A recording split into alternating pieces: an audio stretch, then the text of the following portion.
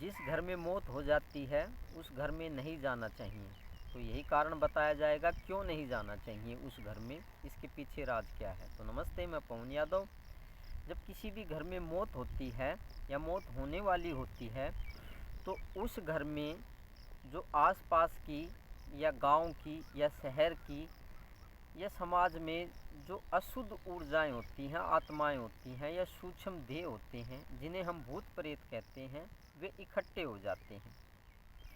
वहाँ पे वो बहुत जल्दी इकट्ठे होते हैं जिस घर में मौत होने वाली होती है या मौत हो चुकी होती है, क्योंकि वो उस आत्मा से, आत्मा तो नहीं कह सकते, उस सूक्ष्म शरीर से जिसकी मौत होने वाली होती है उसको मिलने के लिए सभी इकट्ठे हो जाते हैं।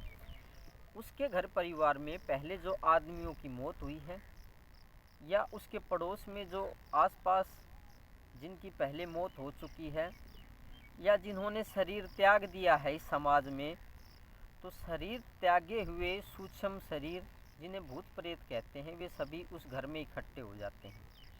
हम और आप जब वहाँ पे जाते हैं तो उनकी ऊर्जाएं इकट्ठी हो करके हमारे शरीर के अंदर प्रवेश कर जाती हैं, जिसकी वजह से शरीर के अंदर उदासी, सर में दर्द, भय, डर की भावना पैदा होती है और कई दिन तक हम बीमार हो सकते हैं या हम डर भी सकते हैं या हमारे अंदर उदासी की भावना प्रकट हो सकती है और हम हो सकते हैं दुखी।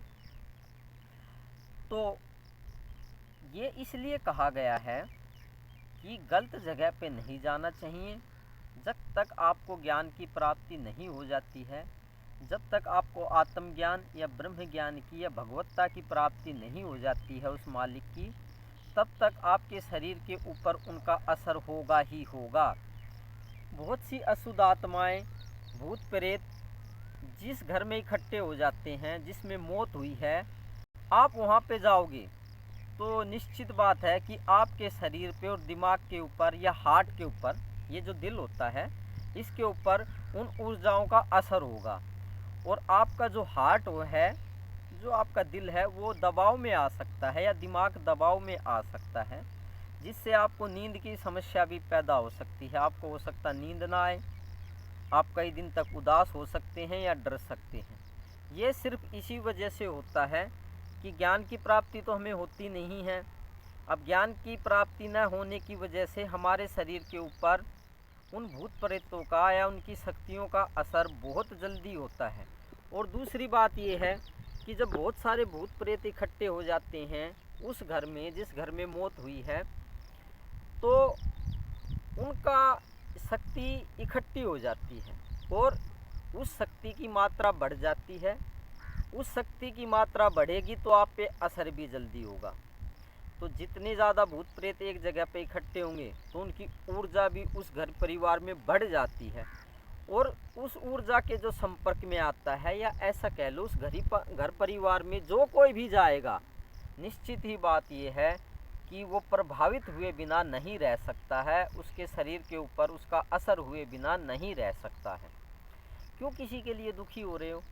जिसको मरना था वो मर ही जाएगा, जिसको दुर्गति में जाना है वो जाएगा ही, जिसको भूत प्रेत बनना है मरने के बाद में वो भूत प्रेत बनेगा ही, जिसको कीड़े मकोड़े का या पशु पक्षी का जन्म लेना है तो वो लेगा ही।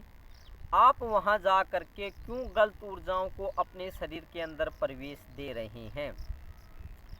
आप ये समझेंगे कि घर परिवार वाले या रिश्तेदार नाराज़ हो जाएंगे।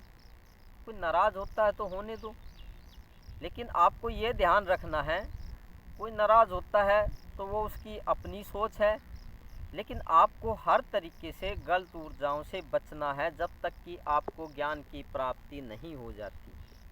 गलत ऊर्जाएं आपके शरीर में प्रवेश करेंगी तो आपके विचारों में बदलाव होगा, आपको डर के विचार आएंगे, भय के, बुखार भी आपको आ सकता है, या आपके शरीर के अंदर थकावट आ सकती है, आपका शरीर टूटा टूटा रहेगा, काम करने को मन नहीं करेगा, आप अपनी ड्यूटी नहीं कर पाएंगे, आप अपना सामाजिक काम है वो नहीं कर पाएंगे। तो इसलिए कहा गया है कि जिसके घर में डेथ होती है वहाँ पे नहीं जाना चाहिए, क्योंकि वहाँ पे गलत ऊर्जाओं का जमावड़ा होता है, भूत प्रेतों का जमावड़ा हो जाता है। क्योंकि जो आदमी मरने वाला होता है उसको मिलने के लिए बहुत से भूत प्रेत इकट्ठे हो जाते हैं। उसके घर परिवार के जो पहले मर चुके हैं, या आस पड़ोस के या रिश्तेदारी के भूत प्रेत बहुत से हो सकते हैं। 100, 200, 400, 500 भूत प्रेत भी वहाँ इकट्ठे हो सकते हैं। वो आपको दिखाई नहीं देंगे, वो दिव्य दृष्टि से ही दिखाई देते हैं। आम आदमियों को वो दिखाई नहीं देते हैं, ना ही उनकी ऊर्जा दिखाई देती है, ना ही उनकी शक्ति दिखाई देती है कि जो बुरी शक्ति आपके ऊपर प्रभाव डालेगी। भूत प्रेतों के अंदर होती है बुरी शक्तियाँ, बुरी ऊर्जाएं। वे बुरी शक्तियाँ, ऊर्जाएं आपके शरीर को प्रभावित किए बिना नहीं रहेंगी और आप बीमार हो जाओगे, और गलत ऊर्जाएं आपके शरीर के अंदर प्रवेश करेंगी बहुत से भूत प्रेतों की। तो इतने सारे भूत प्रेतों की 200, 400, 500, 1000, इतने सारों की ऊर्जाएं जब आपके अंदर शरीर के अंदर प्रवेश करेंगी तो आपका अगला जन्म भी को भी वो प्रभावित कर सकती हैं। आपका मान लो अगला जन्म किसी आदमी का होने वाला है तो आपके अगले जन्म को भी प्रभावित कर सकती हैं, और आप किसी पशु योनि में जा सकते हैं, पशु पक्षी का जन्म या कीड़े मकोड़े का जन्म ले सकते हैं, क्योंकि आपके शरीर को उन्होंने प्रभावित कर दिया है, आपकी ऊर्जाओं को उन्होंने प्रभावित कर दिया है। आपने जो शुद्धि प्राप्त की थी भक्ति करके या गुरु के साथ में बैठ के, जो शुद्धता की थी शरीर की, अच्छी ऊर्जाओं की जो कमाई की थी, उसमें क्षीणता आती है। आपके पुण्य कर्म में क्षीणता आती है। आपके अंदर बहुत सी अच्छी ऊर्जाएं हैं, लेकिन बहुत सी ऊर्जाओं के अंदर जब कोई दूसरी भूत प्रेतों की ऊर्जा प्रवेश करेगी तो आपकी ऊर्जा अशुद्ध हो जाएगी। आपके शरीर की ऊर्जा अशुद्ध होने की वजह से आपके अंदर बहुत सी बीमारियां हो सकती हैं, आपको टेंशन हो सकती है, आप डर भी सकते हैं, या आपका अगला जन्म गलत भी हो सकता है, आप गलत जन्म में भी जा सकते हैं। तो ये मैंने बहुत से कारण बताए हैं कि जिसकी वजह से हमें ऐसे घर परिवार में नहीं जाना चाहिए जिसके घर परिवार में मौत हो जाती है। तो देखा कितना नुकसान है, बहुत ज़्यादा नुकसान है। एक तो आपके पुण्य कर्म क्षीण होते हैं, आपकी जो शुद्ध ऊर्जाएं हैं उन ऊर्जाओं में अशुद्धि आती है। आपके शरीर के अंदर हो सकता है शुद्ध ऊर्जाएं हैं, लेकिन उनके अंदर अशुद्धि आ सकती है।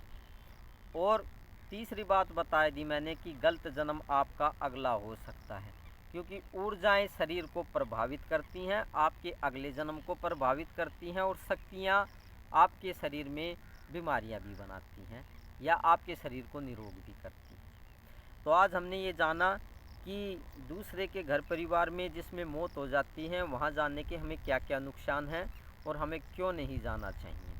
तो थैंक यू वेरी मच। एकांत में रह के किसी के घर में मत जाएं। बुरी आत्माएं मरती रहती हैं, जन्म लेती रहती हैं। तो ये दुनिया है, ये चलती ही रहेगी। अपनी शुद्धि के लिए प्रयत्न करें, एकांत में बैठें और गुरु के ज्ञान को प्राप्त करने की कोशिश करें, और उस परमात्मा के ज्ञान को प्राप्त करने की कोशिश करें। या ऐसा कह लो, बैठना है तो गुरु की संगत में बैठो या उस परमात्मा के सानिध्य में बैठो, जिससे कि पुण्य कर्म बढ़ें और आपका अगला जन्म भी हो सकता है ना हो, क्योंकि परमात्मा के और गुरु के सानिध्य में बैठोगे तो आपका अगला जन्म डिस्ट्रॉय हो जाता है, ख़त्म हो जाता है। तो सानिध्य और संगत और घर तो परमात्मा का ही और गुरु का ही अच्छा होता है, जिसकी संगत में बैठना चाहिए, ना कि ऐसे घर परिवार में बैठना चाहिए जिस घर परिवार में मौत हो चुकी है। इसलिए परमात्मा के सानिध्य में बैठें, गुरु के सानिध्य में बैठें। Thank you very much. आज के लिए काफ़ी होगा।